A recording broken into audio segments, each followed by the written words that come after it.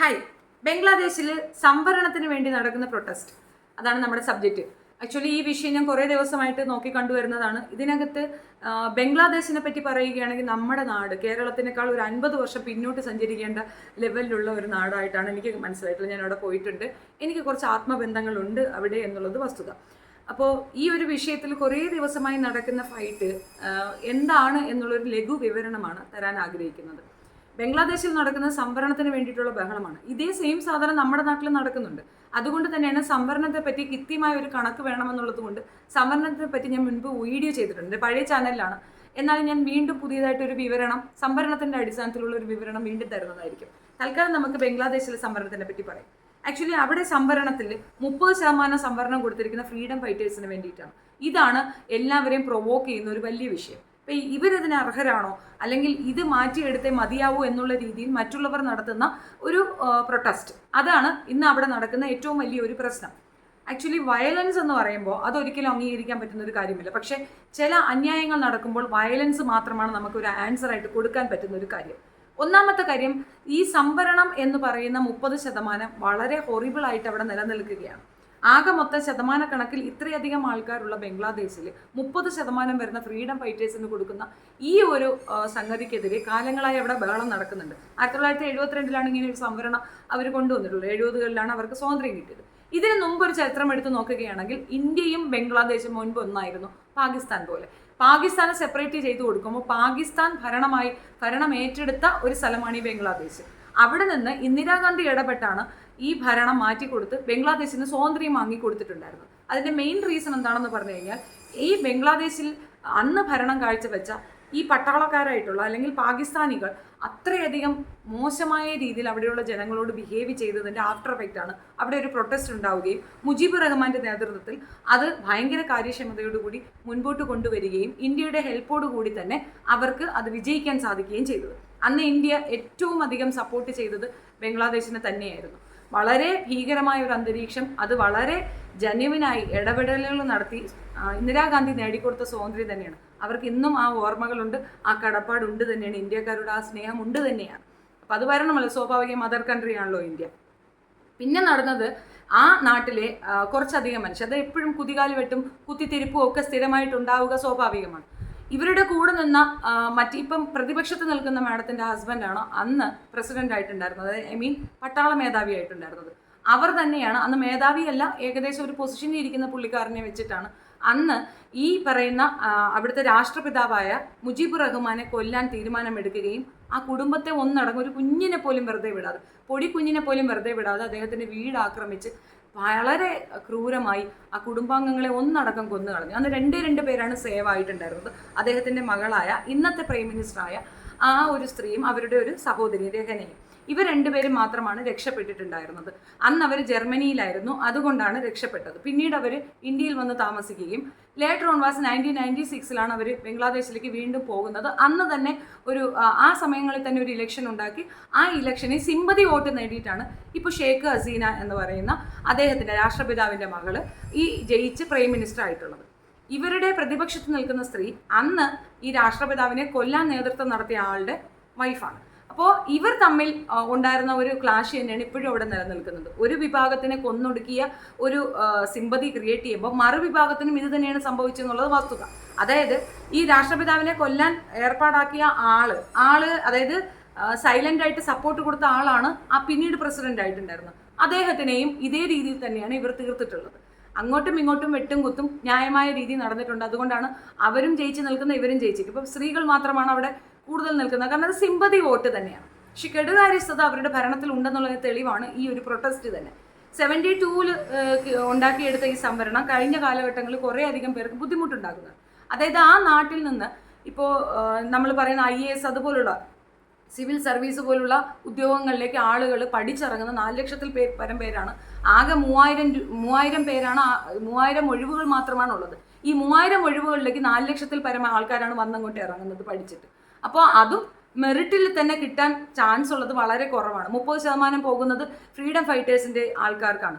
അതായത് അവരുടെ അനന്തരാവകാശികൾക്ക് കൂടെ ആയിട്ട് നിജപ്പെടുത്തി വെച്ചിരിക്കുന്നു. കഴിഞ്ഞ കുറച്ച് ദിവസങ്ങളായി ഇതിന് വേണ്ടിയിട്ട് കോടതിയിൽ കേസുകൾ നടക്കുന്നത് കൊണ്ടായിരിക്കും ആളുകൾ സൈലന്റ് ആയിരുന്നു. പക്ഷേ കേസിന് വിധി വന്നിട്ടുണ്ട്. ഇപ്പോൾ അത് ശരിവെച്ചുകൊണ്ട് തന്നെ വീണ്ടും ഈ ഒരു 30% ഫ്രീഡം ഫൈറ്റേഴ്സിന്റെ അനന്തരാവകാശികൾക്ക് കൊടുക്കണം. ആദ്യം അത് ഫ്രീഡം ഫൈറ്റേഴ്സ് ആയിരുന്നു, പിന്നീട് അത് അനന്തരാവകാശികൾക്കെന്ന് നീട്ടി കൊടുത്തപ്പോൾ ബാക്കിയുള്ളവർക്കുണ്ടായ ദേഷ്യം മാത്രമാണത്. ഇതിനകത്ത് മറ്റാരുടെ ഇടപെടലുകൾ ഉള്ളതായിട്ട് എനിക്ക് ഫീൽ ചെയ്തില്ല. വ്യക്തമായി പറഞ്ഞാൽ അവിടെ ഏറ്റവും കൂടുതൽ അവർ നേരിടുന്ന ഒരു പ്രശ്നം ജനസംഖ്യാ വർധനവാണ്. ഒരു രാജ്യത്തിന്റെ സാമ്പത്തിക ഭദ്രതയെ തകർക്കാൻ ആ നാട്ടിലെ ജനസംഖ്യാ വർധനവ് ഉപകരിക്കും എന്നുള്ളതാണ് വസ്തുത. ഇവിടെയും അതിനാണ് സംഘികൾ ആഹ്വാനം ചെയ്യുന്നത്. മറ്റു മതവിഭാഗം 12% നിൽക്കുന്ന ഇസ്ലാമിയർ പെറ്റുകൂട്ടുന്നു, അതുകൊണ്ട് നമുക്കും പെറ്റുകൂട്ടാം, നിങ്ങൾ കൂടുതൽ പ്രസവിക്കൂ എന്ന് ആഹ്വാനം ചെയ്യുമ്പോൾ അവർ ഒരു രാജ്യത്തെ നശിപ്പിക്കുകയാണ് ചെയ്യുന്നതെന്ന് മാത്രം പറയുന്നു. നമ്മളുടെ ഒരു പഴയ കാലഘട്ടം എടുത്തു നോക്കുക. കൂട്ടുകുടുംബ വ്യവസ്ഥയിൽ ചേർന്ന് നിൽക്കുമ്പോൾ നമുക്കിത് മാനേജ് ചെയ്യാൻ പറ്റും. ന്യൂക്ലിയർ കുടുംബങ്ങളായി മാറിക്കൊണ്ടിരിക്കുന്നിടത്ത് ഒരു വീട്ടിൽ തന്നെ 10 മക്കളുണ്ടെങ്കിൽ ആ അവസ്ഥയൊന്ന് ആലോചിച്ച് നോക്കൂ. പോവർട്ടി ലെവലൊന്ന് ആലോചിച്ച് നോക്കൂ. നമുക്കൊക്കെ ഒരുപാട് രീതിയിൽ ഇപ്പോൾ 2 കുട്ടികൾ 1 കുട്ടികളും മെച്ചപ്പെടുത്തുമ്പോൾ എല്ലാ സൗകര്യത്തോടു കൂടിയും ആ കുഞ്ഞിനെ പഠിപ്പിക്കാനും അതിന് നല്ല രീതിയിലുള്ള ഫെസിലിറ്റീസ് അറേഞ്ച് ചെയ്ത് കൊടുക്കാനും സാധിക്കുന്നത് അവിടെ ജനസംഖ്യ എന്ന ഒരു സംഗതി ഒരു കൃത്യമായ ഒരു ഇതുള്ളത് കൊണ്ടാണ്. അപ്പം ഇത് അവിടെയില്ല. മിക്കവാറും ഞാൻ പോകുമ്പോഴൊക്കെ ഞാൻ കാണുന്നത് ഏത് വീടിൻ്റെ മുമ്പിൽ നോക്കിയിട്ട് 10-14 കുട്ടികൾ നിന്ന് കളിക്കുന്നത് കാണാം. നിരന്തരമായി കുഞ്ഞുങ്ങളെ ഉണ്ടാക്കുക എന്നൊരു ഡ്യൂട്ടിയാണ് അവിടുത്തെ പെൺകുട്ടികളുടെ ഇതെന്ന് എനിക്ക് തോന്നിയിട്ട് തന്നെയുണ്ട്. അമ്മാതിരിയാണ് അവിടുത്തെ ജനസംഖ്യാ വർധനവ്. അതൊരു ഭീകരമായ പ്രശ്നമാണ്. അതിനൊരു സൊല്യൂഷൻ കണ്ടെത്താത്തത് ബാക്കി എല്ലാത്തിനും സൊല്യൂഷൻ കണ്ടെത്തിയിട്ടും കാര്യമില്ല. ഇപ്പോൾ ഇത്രയധികം ജനസംഖ്യാ വർധനവ് ഉണ്ടാകുന്നത് തന്നെ ഗവൺമെൻറ് തലങ്ങളിൽ നിന്ന് കൃത്യമായ ഇടപെടലുകൾ ഇല്ലാത്തത് കൊണ്ടാണ്. നമുക്ക് രണ്ടെന്ന പദ്ധതി നമ്മൾ ഇന്ത്യയിൽ പോലും പ്രാവർത്തികമാക്കിയതിൻ്റെ റീസൺ അത് ജനസംഖ്യയുടെ ഒരു കൂടുതൽ കൊണ്ട് നമ്മുടെ രാജ്യത്തിനുണ്ടാകുന്ന സാമ്പത്തിക തകർച്ചയെ മുൻനിർത്തിക്കൊണ്ടാണ്. ഇത് പല രാജ്യങ്ങളും ഇതുപോലുള്ള കുറേയധികം ഫോളോ അപ്പുകൾ നടത്തിയിട്ടുണ്ട്. ചൈന ഒരു കുഞ്ഞിനെ മാത്രമേ അനുവദിക്കുകയുള്ളായിരുന്നു. അതിൻ്റെ കാരണം അവരുടെ ജനസംഖ്യയായിരുന്നു ഏറ്റവും കൂടുതൽ കഴിഞ്ഞ കുറേ വർഷങ്ങൾ. പിന്നീട് ഇപ്പോൾ അത് സാമ്പത്തികമായി മുൻപോട്ട് വന്നതിൻ്റെ റീസൺ ജനസംഖ്യയിൽ നിയന്ത്രണം ഏർപ്പെടുത്തിയത് കൊണ്ടാണ്. ഇത് തന്നെയാണ് ബംഗ്ലാദേശിൽ നേരിടുന്ന ഒരു പ്രശ്നമായിട്ട് എനിക്ക് ഫീൽ ചെയ്തത്. ഇപ്പോഴത്തെ ഈ സംവരണം എന്ന് പറഞ്ഞത് സംവരണത്തിൻ്റെ ഒരു രീതി അല്ലെങ്കിൽ അതിൻ്റെ ഒരു നയം ഒരു എക്സ്പ്ലനേഷൻ തരാം. അതായത് സംവരണം അവർ പറയുന്ന 30% ഫോർ ചിൽഡ്രൻ അല്ലെങ്കിൽ അവിടുത്തെ ഇൻഡിപെൻഡൻ്റ് അതായത് ഫ്രീഡത്തിന് വേണ്ടിയിട്ട് ഫൈറ്റ് ചെയ്ത ആൾക്കാർക്ക് വേണ്ടിയിട്ടും അവരുടെ കുട്ടികൾക്ക് അവരുടെ അനന്തരാവകാശികൾ ആരുണ്ടോ, അതായത് ഇനിയും കുട്ടികളുണ്ടെങ്കിൽ അവർക്കായിട്ട് നിജപ്പെടുത്തി വെച്ചിരിക്കുകയാണ് 30%. 10% പെൺകുട്ടികൾക്കാണ്, 10% ബിലോ പോവർട്ടി ലൈനിലുള്ള സാധാരണ ഉള്ള ആൾക്കാർക്ക് വേണ്ടിയിട്ടാണ്. പിന്നെ 10% ഈ സുഖമില്ലായ്മ ഹാൻഡിക്യാപ്പ് അങ്ങനെയുള്ളവർക്ക്, 1% ഫോർ ഫിസിക്കൽ ഡാമേജ് 1% ഫിസിക്കലായിട്ടുള്ളവരാണ്, 10% ന്യൂനപക്ഷങ്ങൾക്കാണ്. അപ്പോൾ ജാതീയമായിട്ടൊരു 10% കൊടുക്കുന്നു, 10% ഫിസിക്കലി പ്രശ്നമുള്ളവർക്ക് കൊടുക്കുന്നു, 30% ഇവർക്ക് കൊടുക്കുന്നു. ഈ 10% ഇവർക്ക് കൊടുത്താൽ തീരാവുന്ന പ്രശ്നമേ ഉള്ളൂ. അത് കൃത്യമായി നല്ല അവബോധമുള്ള ഒരു ഭരണാധികാരി ചെയ്യേണ്ട ഒരു കാര്യമാണ് സോൾവ് ചെയ്യുക എന്നുള്ളത്. പകരം ഒരു ധാർഷ്ട്യത്തോടു കൂടി നിങ്ങൾ അപമാനിക്കുന്നത് ആരെയാണ്, നിങ്ങൾ ഞങ്ങളുടെ രാജ്യത്തെ ഫ്രീഡം ഫൈറ്റേഴ്സിനെ അപമാനിക്കുകയല്ലേ എന്നൊരു ചോദ്യമാണ്. അതൊരു എന്താ പറയുക സൈക്കോളജിക്കൽ മൂവ്മെൻ്റ് ആണ്. ഇപ്പോൾ അവരിരിക്കുന്ന പൊസിഷൻ പോലും അങ്ങനെ സൈക്കോളജിക്കൽ മൂവ്മെൻറ്റിൽ കൂടെ കിട്ടിയതാണ്. കാരണം അവരുടെ കുടുംബാംഗങ്ങളെ ഒന്നടങ്കം അപ്പുറത്ത് നിൽക്കുന്നവർ കൊന്നു കളഞ്ഞു എന്നുള്ളതാണ്. അത് മുജീബ് റഹ്മാന്റെ കെടുകാര്യസ്ഥതയാണ്. കാരണം അദ്ദേഹം രാഷ്ട്രപിതാവായിരുന്ന സമയത്ത് അദ്ദേഹത്തിന് മനസ്സിലാക്കേണ്ട കാര്യം നമ്മളുടെ കൂട്ടുകാർ അല്ലെങ്കിൽ നമ്മളുടെ പ്രിയപ്പെട്ടവർ തന്നെ നമുക്കിട്ട് പണിയും എന്നുള്ള ഒരു ചെറിയ ബോധമുണ്ടെങ്കിൽ അത്രയും സെക്യൂരിറ്റി ഇഷ്യൂസ് ഉള്ള ഒരാൾ അങ്ങനെ ഒരു അദ്ദേഹത്തിൻ്റെ സ്വന്തം വസതിയിൽ സെക്യൂരിറ്റി വളരെ കുറഞ്ഞ ഒരു വസതിയിലേക്ക് പോയി നിന്നു കൊടുക്കരുതായിരുന്നു. അതിൻ്റെ ആഫ്റ്റർ എഫക്റ്റ് അദ്ദേഹത്താൽ മരണപ്പെടേണ്ടി വന്ന അദ്ദേഹത്തിൻ്റെ മൊത്തം കുടുംബാംഗങ്ങൾക്കാണ്. ഒരു പിഞ്ചു പൈതലിനെ പോലും വിടാത്തതൊക്കെ വണ്ണം അതിഭീകരമായി കയറി വെടിവെച്ച് കൊന്നു കളയാൻ ഒരു മാനസിക ഇതുള്ളവരാണ് ആ ഒരു വിഭാഗം എന്നുള്ളതാണ് നമ്മളെ അത് കാണിക്കുന്നത്. കൂട്ടത്തിൽ നിന്നുകൊണ്ട് ചതിക്കുന്നവരാണ്. ബംഗ്ലാദേശികൾക്ക് പൊതുവെ അങ്ങനെ ഒരു പേരുണ്ട്. കാരണം അവരെ വിശ്വസിക്കാൻ കൊള്ളത്തില്ല, അവർ കൂടെ നിന്ന് ചതിക്കുന്നവരാണ് എന്നുള്ള ഈ ഒരൊറ്റ വസ്തുത കൊണ്ട് തന്നെ മൊത്ത ലോകം അത് അംഗീകരിക്കുന്നതാണ്. മെയിനായിട്ട് അവിടെ ജോലി സാധ്യത കുറവുള്ളത് കൊണ്ടാണ് ഇവരെ ഈസി ആയിട്ട് മറ്റുള്ളവർക്ക് ഹയർ ചെയ്യാൻ പറ്റുന്നത്. നമ്മളുടെ മാനവ വിഭവശേഷി നമുക്കിപ്പം വാണിജ്യ അടിസ്ഥാനത്തിൽ അല്ലെങ്കിൽ നമ്മൾ പുറം രാജ്യത്തേക്കൊക്കെ വിൽപ്പന ചെയ്യുന്നത് നമ്മളൊക്കെ ചെയ്യുന്ന കുരുമുളക്, ഏലം ഇങ്ങനെയുള്ളതൊക്കെയാണ്.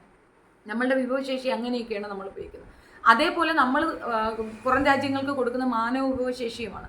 പക്ഷേ എഡ്യൂക്കേറ്റഡ് ആയിട്ടുള്ള ആൾക്കാരാണ് നമ്മൾ സപ്ലൈ ചെയ്യുന്നത്. അവർക്ക് അങ്ങനെയല്ല.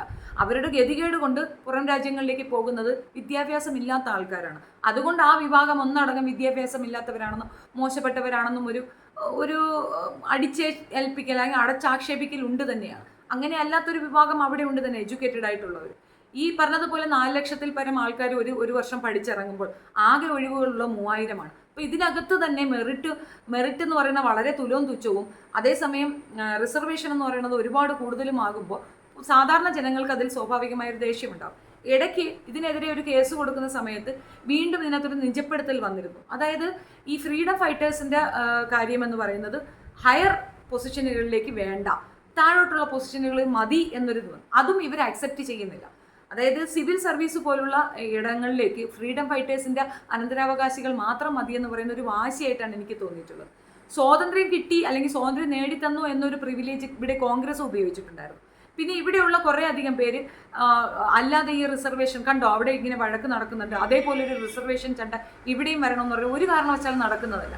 ഇവിടെ ജാതീയ വിഭാഗീയതയ്ക്കെതിരെയാണ് കൂടുതൽ ഈ റിസർവേഷൻ ഉണ്ടാക്കി വെച്ചിരിക്കുന്നത്. അതിൻ്റെ റീസൺ അന്ന് സച്ചാർ കമ്മീഷനും ബാക്കിയുള്ളതും ഒക്കെ എടുത്ത് അതിന് മുമ്പൊരു കമ്മീഷൻ ഏർപ്പാടാക്കിയിരുന്നു.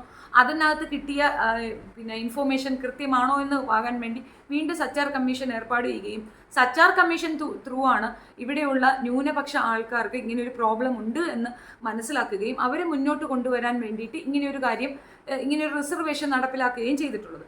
അതിന് എത്ര തന്നെ നമ്മൾ വീണ്ടും റിഫോം ചെയ്താലും വീണ്ടും അതിന് വേണ്ടിയിട്ട് പുതിയ രീതിയിലുള്ള കുറേ മാനദണ്ഡങ്ങൾ കൊണ്ടുവരികയും എക്കണോമിക്കലി മുൻപോട്ട് നിൽക്കുന്നവർക്ക് ഈ ഒരു ന്യൂനപക്ഷത്തിൻ്റെ പ്രിവിലേജ് ഉപയോഗിക്കാൻ പറ്റില്ല എന്ന് തെളിയിക്കുന്നതാണ്. ഇപ്പോൾ റീസെൻ്റ്ലി ഒരു IAS ഓഫീസർക്കെതിരെ നടന്ന ഒരു വിഷയമുണ്ടല്ലോ, അതങ്ങനെ തന്നെയാണ്. അവർക്ക് ആ ജാതീയതയുടെ സർട്ടിഫിക്കറ്റ് കൊടുത്തിട്ടാണ് അവർക്ക് അങ്ങനെ ഒരു റിസർവേഷൻ ത്രൂ അപ്പോയിൻമെൻറ്റ് കിട്ടിയിട്ടുണ്ടായിരുന്നത്. പക്ഷേ അത് ക്രോസ് വിസ്താരം നടത്തിയിട്ട് അതിനെ തീർത്തും ഇല്ലാതാക്കുന്ന രീതിയിലൊരു തീരുമാനമാണ് ഇപ്പോൾ റീസെൻ്റ്ലി വന്നിട്ടുള്ളത്. അപ്പോൾ ഇന്ത്യയിൽ ഇങ്ങനെയൊരു ഭാഗമില്ല. ഇന്ത്യയിലുള്ള റിസർവേഷൻ ആപ്റ്റാണ്. ഇതിനകത്ത് പ്രത്യേകിച്ച് മാറ്റങ്ങളോ തിരുത്തലുകളോ വരുത്തേണ്ട ആവശ്യമില്ല. അതായത് അതിനെ റിഫോം ചെയ്ത് വെച്ചിട്ടുമുണ്ട്. ഇൻ കേസ് പണക്കാരായിട്ടുള്ള ആളുകൾക്ക് ഈ ഒരു രീതിയിൽ അതിനെ കൊണ്ടുപോകാൻ ഒക്കത്തില്ല. അതിന് പ്രത്യേകമായ ചില മാനദണ്ഡങ്ങൾ നിജപ്പെടുത്തി വെച്ചിട്ട് അതിനനുസരിച്ച് തന്നെയാണ് അവർക്ക് അപ്പോയിൻമെൻറ്റ്സ് കൊടുക്കുന്നത്. സോ അതും ഇതും കൂടെ താരതമ്യം ചെയ്യേണ്ട ഒരു ആവശ്യമില്ല എന്നാണ് ഞാൻ പറഞ്ഞത്. ബംഗ്ലാദേശിൽ വേണ്ടത് ഈ ഒരു പറയുന്ന 30% കുറച്ച് കൊടുക്കുക എന്നുള്ളൊരു നിർബന്ധിതമാണ്. അതിനകത്ത് മറ്റ് ശക്തികളുടെ ഒരാളുടെയും ആവശ്യമില്ല. അത് കൃത്യമാണ്. അതൊരു 10%, 5% ആക്കേണ്ടതാണ്.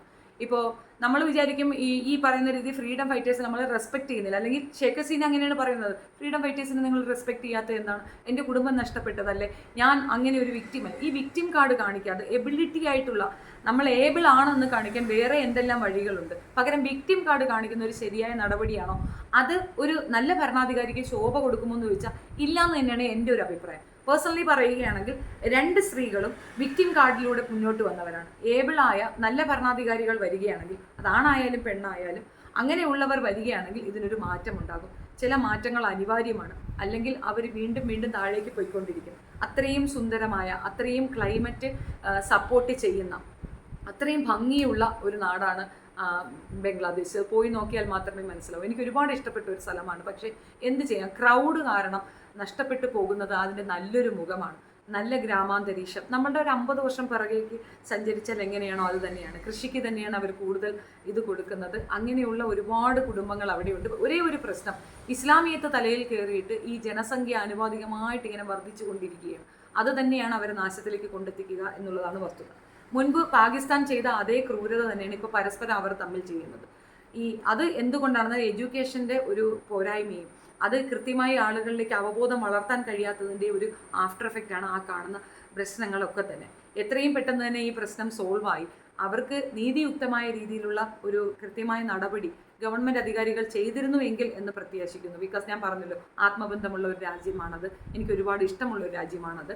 അപ്പോൾ അങ്ങനെയൊക്കെ നോക്കുമ്പോൾ എനിക്ക് ഒരുപാട് വിഷമം കാണുന്നുണ്ട്. അവിടെ ഇത്രയും പേര് മരണപ്പെടുന്നു, 250ഓളം പേര് കൊല്ലപ്പെടുകയും 2800ഓളം പേർക്ക് പരിക്കേൽക്കുകയും ചെയ്തിട്ടുണ്ടെന്ന് പറയുമ്പോൾ നിസ്സാരമല്ലല്ലോ.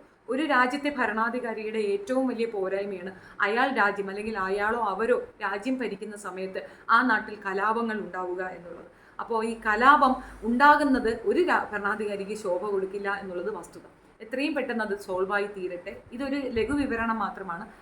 നമ്മുടെ രാജ്യത്തുള്ള സംവരണത്തിനെ പറ്റി ഒരു എക്സ്പ്ലനേഷൻ തരാൻ ഞാൻ ആഗ്രഹിക്കുന്നുണ്ട്. ഈ കോംപ്ലിക്കേഷൻ മാറാൻ വേണ്ടിയിട്ടാണ്. ഇവിടെ പല രീതിയിലുള്ള ഉച്ചനീചത്വങ്ങൾ ഇന്നും നിലനിൽക്കുന്നത് കൊണ്ടാണ് ഇവിടെയും സംവരണം എന്നൊരു കാര്യം പറയുന്നത്. ഈ സംവരണം എടുത്തു കളയണമെന്ന് അവകാശപ്പെടുന്നവർ ഇവിടെ 50% ഉള്ളൂ. അതേസമയം അവിടെ കാൽക്കുലേറ്റ് ചെയ്യുമ്പോൾ വളരെ വലിയ സംഖ്യയാണ് സംവരണക്കാർക്ക് കൊടുത്തിരിക്കുന്നത്. ഒരു കാരണവശാലും അത് അക്സെപ്റ്റ് ചെയ്യാൻ പറ്റുന്നതല്ല. ഇവിടെ തുലവും തുച്ഛവുമാണ്. അപ്പം ഇതും അതും കൂടെ ടാലിയായി പോകത്തില്ല. ദയവ് ചെയ്തിട്ട് ഇങ്ങനെയുള്ള വൃത്തികെട്ട ന്യൂസുകൾ സ്പ്രെഡ് ചെയ്യാതിരിക്കുക എന്നുള്ളത് മാത്രമാണ് എനിക്ക് പറയാനുള്ളത്. സോ പൂർണ്ണമായ ഒരു വിവരണവുമായി വീണ്ടും കാണാം. എൻ്റെ വീഡിയോ ഇഷ്ടപ്പെടുകയാണെങ്കിൽ ലൈക്ക് ചെയ്യുക, ഷെയർ ചെയ്യുക, സബ്സ്ക്രൈബ് ചെയ്യുക. Do support me. ഇതിനെപ്പറ്റിയുള്ള ഒരു കൃത്യമായ കുറച്ചുകൂടെ എക്സ്പ്ലെയിൻ ചെയ്തൊരു വിവരണം തരണമെന്ന് നിങ്ങൾ ആഗ്രഹിക്കുന്നുണ്ടെങ്കിൽ കമൻറ്റ് ചെയ്യുക. I will do that for you. Thank you so much.